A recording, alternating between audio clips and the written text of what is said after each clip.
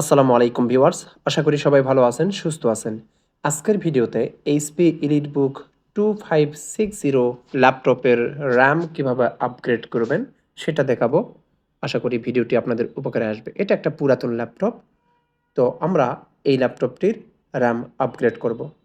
অনেক কারণে RAM upgrade করার প্রয়োজন হয়। তো আমরা 4 জিবি থেকে 8 জিবি করতে পারি। তো আমরা এখন এটার ব্যাক পার্টটি খুলব।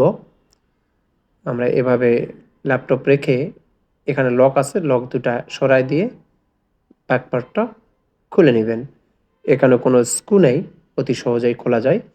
এইটা হচ্ছে র্যামের স্লট। এখানে 2টি স্লট আছে। একটি র্যাম আছে, আপনি চাইলে এখানে আরেকটি র্যাম আপগ্রেড করতে পারেন, অথবা 4 জিবির পরিবর্তে আপনি 8 জিবি লাগিয়ে নিতে পারেন, বা 2টা র্যাম ইউজ করতে পারেন। এখানে 2টা স্লট আছে। তো এভাবেই আপনারা চাইলে খুব সহজেই এই ল্যাপটপটির র্যাম আপগ্রেড করতে পারবেন। বিশেষ করে এই ধরনের ল্যাপটপগুলোর ব্যাকপার্ট খোলা খুব সহজ, যার কারণে কোনো হ্যাজার্ড হয় না, সহজেই আপগ্রেড করতে পারবেন।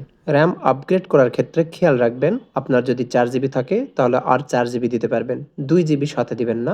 4 জিবির সাথে 4 জিবি বা 8 জিবির সাথে 8 জিবি, 2 জিবির সাথে 2 জিবি, এভাবে র্যাম আপগ্রেড করতে হয়। আর একটা বিষয় খেয়াল রাখবেন, এই র্যামটি, যেই র্যামটি আছে এখন বর্তমান, সেই র্যামটির বাস স্পিডের সঙ্গে নতুন যে র্যামটি কিনবেন সেই র্যামটির বাস স্পিড যেন মিল থাকে।